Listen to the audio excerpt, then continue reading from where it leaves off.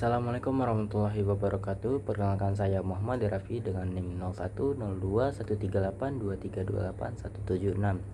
Dalam video ini saya akan memaparkan jawaban dari soal UAS untuk memenuhi tugas remedial mata kuliah Teori Ekonomi Makro. Soal pertama, dengan menggunakan asumsi imperfect capital mobility model Mandel-Fleming, analisis efek kebijakan peningkatan pengeluaran pemerintah untuk kasus fixed dan flexible exchange rate. Apa konsekuensinya dan gambarkan kurvanya. Dalam sistem nilai tukar tetap, ketika pemerintah meningkatkan pengeluarannya, misalnya dengan membangun infrastruktur atau menaikkan belanja sosial, maka permintaan agregat akan naik. Hal ini mendorong kenaikan output atau pendapatan nasional. Namun, ketika nilai tukar dijaga agar tetap stabil, Bank Sentral harus melakukan intervensi di pasar valuta asing untuk menyesuaikan suplai uang dengan cara menjual cadangan devisa dan membeli mata uang lokal. Ini akan menyebabkan kurva IS bergerak ke kanan karena kenaikan permintaan agregat, sementara kurva LM bergerak ke kiri karena penyesuaian. Dalam sistem nilai tukar tetap, ketika pemerintah meningkatkan pengeluarannya, misalnya dengan membangun infrastruktur atau menaikkan belanja sosial, maka permintaan agregat akan naik. Hal ini mendorong kenaikan output atau pendapatan nasional. Namun, ketika nilai tukar dijaga agar tetap stabil, Bank Sentral harus melakukan intervensi di pasar valuta asing untuk menyesuaikan suplai uang, dengan cara menjual cadangan devisa untuk membeli mata uang lokal. Ini akan menyebabkan kurva IS bergeser ke kanan karena kenaikan permintaan agregat, sementara kurva LM bergeser ke kiri karena penyesuaian likuiditas oleh Bank Sentral. Hasil akhirnya adalah peningkatan output tanpa perubahan nilai tukar, tapi berisiko menimbulkan tekanan pada neraca pembayaran karena kenaikan impor. Sebaliknya, dalam sistem nilai tukar fleksibel, pemerintah tetap melakukan ekspansi fiskal. Pemerintahan agregat meningkatkan dan kurva IS bergeser ke kanan, tapi karena nilai tukar dibiarkan berfluktuasi, akan terjadi apresiasi mata uang domestik. Apresiasi ini membuat ekspor lebih mahal dan impor lebih murah, yang akhirnya menetralkan sebagian efek dari kebijakan fiskal tersebut. Kurva LM mungkin hanya bergeser sedikit ke kiri karena ada pergerakan modal dan penyesuaian nilai tukar. Secara keseluruhan, efek fiskal dalam sistem ini kurang efektif dibanding dengan pada sistem nilai tukar tetap, karena sebagian dorongan output dinetralkan oleh perubahan net ekspor. Dalam sistem nilai tukar tetap, kebijakan fiskal lebih efektif dalam jangka panjang, tetapi bisa menimbulkan tekanan terhadap cadangan devisa. Sementara sistem nilai tukar fleksibel, nilai tukar berperan sebagai mekanisme penyeimbang otomatis yang justru membatasi efektivitas kebijakan fiskal. Untuk soal nomor 2, jelaskan dengan kata-katamu sendiri makna dari persamaan tersebut. Apa arti dari masing-masing komponen dalam konteks rasio utang terhadap PDB, dan bagaimana kedua komponen di sisi kanan persamaan yang mempengaruhi perubahan rasio hutang terhadap PDB dari waktu ke waktu. Persamaan ini menjelaskan bagaimana rasio hutang pemerintah terhadap PDB berubah dari waktu ke waktu.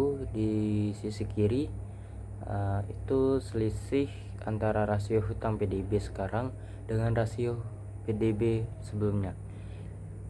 Ini menunjukkan apakah beban hutang meningkat atau menurun terhadap ukuran ekonomi nasional. Yang pertama itu BT per YT min BT min 1 per YT min 1 mencerminkan dampak dari selisih antara suku bunga real atau R dan laju pertumbuhan ekonomi real atau G terhadap rasio hutang. Jika suku bunga lebih tinggi dari pertumbuhan ekonomi, maka hutang tumbuh lebih cepat daripada output ekonomi, sehingga rasio hutang akan meningkat. Jika ekonomi tumbuh lebih cepat daripada bunga hutang, maka beban relatif hutang akan berkurang. Yang kedua itu ada BT min 1 per YT min 1 plus YT min T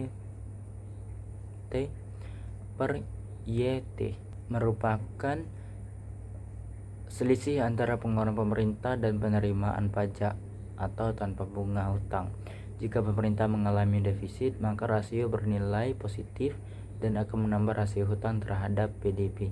Jika terjadi surplus, maka nilainya negatif dan menurunkan rasio hutang. Itu akan mempengaruhi perubahan rasio hutang terhadap PDB. Yang pertama, efek bunga dan pertumbuhan ekonomi, dan yang kedua, kebijakan fiskal, yaitu defisit atau surplus anggaran primer. Pemerintah yang ingin menjaga rasio hutang pada level yang sehat seharusnya memastikan pertumbuhan ekonomi lebih tinggi daripada suku bunga pinjaman, serta menjaga keseimbangan anggaran dengan mengontrol pengeluaran dan peningkatan penerimaan pajak. Untuk soal ketiga, jelaskan teori temporal budget constraint oleh Irving Fisher berdasarkan gambar di bawah. Teori ini menjelaskan bagaimana individu membuat keputusan konsumsi antara dua periode waktu, yaitu masa kini dan masa depan. Setiap individu memiliki pendapatan terbatas di setiap periode. Dalam teori ini, Fisher menyatakan bahwa seseorang dapat menabung jika ingin mengonsumsi lebih banyak di masa depan, atau meminjam jika ingin mengonsumsi lebih banyak di sekarang. Pilihan konsumsi antar waktu ini dibatasi oleh pendapatan dan tingkat bunga real yang berlaku. Dalam grafik, digambarkan garis anggaran antar waktu dengan kemiringan tergantung pada tingkat bunga. Titik di mana konsumsi kedua periode sama dengan pendapatan disebut titik seimbangan tanpa tabungan atau pinjaman. Di atas kiri, titik ini berarti individu menabung di periode pertama dan mengonsumsi lebih banyak di masa depan. Sedangkan di bawah kanan berarti individu meminjam di periode pertama dan mengurangi konsumsi di masa depan. Konsumsi saat ini dan konsumsi masa depan saling berkaitan. Individu mengalokasikan pendapatan dengan mempertimbangkan waktu dan bunga. Dan terakhir, keputusan untuk menabung atau meminjam sangat dipengaruhi oleh tingkat bunga, karena tingkat bunga menentukan trade-off atau antara konsumsi sekarang dan nanti. Untuk soal yang keempat, perusahaan rental motor di Yogyakarta membeli satu unit sepeda motor seharga 25 juta dan menyewakannya kepada pelanggan. Perusahaan menanggung bunga pinjaman sebesar 8% per tahun dari nilai motor, sementara harga motor di pasar naik 5% per tahun. Di sisi lain, motor mengalami penyusutan nilai sebesar 15% per tahun akibat pembangkaian. Berdasarkan informasi tersebut, berapa total biaya modal atau cost of capital tahunan yang ditanggung oleh perusahaan untuk satu unit motor? Di sini kita ketahui bahwa perusahaan membeli satu unit motor seharga 25 juta dengan bunga pinjaman 8% per tahun. Harga motor naik 5% per tahun dan penyusutan nilai motor akibat pemakaian ada 15 tahun. Langkah pertama, kita hitung dulu biaya bunga pinjamannya, yaitu 8% dikali 25% sama dengan 2 juta per tahun. Selanjutnya kita hitung biaya penyusutan sebesar 15% dikali 25 juta sama dengan 3.750 per tahun. Kemudian ada kenaikan nilai pasar sebesar 5% yang menguntungkan perusahaan. Jadi kita kalikan 5% dikali 25 juta sama dengan 1.250.000. Total biaya modal tahunan dihitung sebagai biaya bunga ditambah penyusutan ditambah kenaikan harga pasar.